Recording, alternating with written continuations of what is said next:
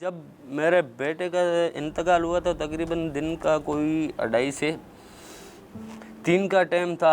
हम हॉस्पिटल से वापस ले आए तो फिर उसको उल्टी जो आया तो उल्टी से खून भी निकला और ऐसे बिल्कुल सांस उसका रुक रहा था, बिल्कुल मुंह खुला हुआ था और वैसे जैसे एक बंदा सकरात वाला नहीं पड़ा होता ऐसे बिल्कुल। हम तो देख के भी जो है ना अभी क्या बतावे, तो मेरा जिगरा फटने वाला था। हम बच्चे के ऊपर ज़्यादा बैठ भी नहीं सकता था। तो 2-2:30-3 के दिन के 2:30-3 के टाइम था तो इंतकाल हुआ।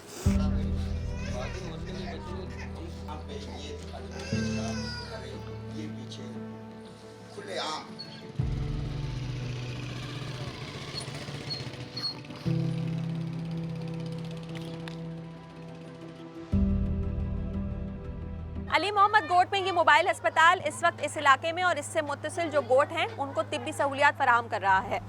अस्पताल इंतजामिया का ये कहना है कि आसपास के इलाकों में मुबैना तौर पर जो खसरे की वबा फूटी है उसके लिए भी वो यहाँ पर मौजूद हैं ताकि लोगों के सैंपल्स लिए जा सकें। जनवरी में इसी इलाके से जहाँ की आबादी 1000 से भी कम बताई जाती है 19 अमवात रिकॉर्ड पर आ चुकी हैं, जिनमें सबसे ज़्यादा तादाद बच्चों की है। ये हमारे घर के अंदर जो है ना 4 अफराद का अमवात हुआ है 7 दिन के अंदर। जितने भी मतलब अमवात हुए हैं सबका शुरू में यही बुखार के बाद सीना जाम, खांसी और कुछ खा पी नहीं सकते थे तो मतलब मुंह का में छाले निकल जाते थे, मुंह पक जाता था। अपनी के धुएं के वजह से एक बंदा पहले बीमार हुआ, दूसरा उनके मुंह में धुआं जाए और सांस में तकलीफ हुए, सांस नहीं उठा सके तो वो उनका क्या हाल होएगा। एक मामूली बंदा जो है ना कमरे के अंदर बैठ के एक सिगरेट जला ले हुए तो जो है ना पीने वाला सिगरेट पीने वाला वो उधर बैठ नहीं सकता। ये तो इधर जो है ना कंपनियां ऐसे हैं जो इनके 24 घंटा धुआं होता है और घर के अंदर उनके खाक भी आती रहती है और हम लोग खाने पीने में भी शुमार होती रहती है। तो डीसी साहब का ये काम नहीं था जो हमारे मोहल्ले में ये हमारे ऊपर फैक्ट्रियाँ खड़ी की गई बग़ैर कानून, रजिस्ट्री नहीं है, अनलीगल चीज़ें, और उनको पता नहीं था ये गोट आबाद का इलाका है, इसके अंदर मैं ये फैक्ट्रियाँ जो बना के दे रहा हूँ इसका रिज़ल्ट क्या होएगा।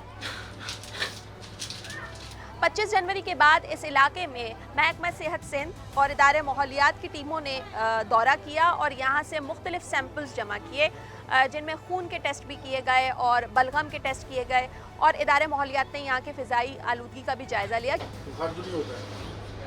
इस एरिया में आउटब्रेक हुआ है किसी इसका प्रॉब्लम का बिजनेस का या कोई रेस्पिरेटरी ट्रैक्ट डिजीज़ का। अभी तो इस वक्त हम एक जनरल एक ओपीडी कर रहे हैं। अब जनरल ओपीडी में हमारे पास हर किस्म के पेशेंट्स आ रहे हैं। अगर कोई पेशेंट्स ऐसे आते हैं जिनकी स्पेशली कोई जैसे अब मीजल्स की हम बात कर रहे हैं या दूसरी किसी रेस्पिरेटरी प्रॉब्लम्स की बात कर रहे हैं तो वो अलग से हम कर रहे हैं और वो आते जाएंगे तो हम उनको स्कैन करते रहेंगे। इस वाक़े के बाद जो नोटिस लिया गया उसके बाद यहाँ पर बहुत सी फैक्ट्रियाँ बंद कर दी गई हैं और लोगों का ये भी कहना है कि जब से ये फैक्ट्रियाँ बंद हुई हैं उनको उस तरह के धुएं का सामना नहीं करना पड़ रहा।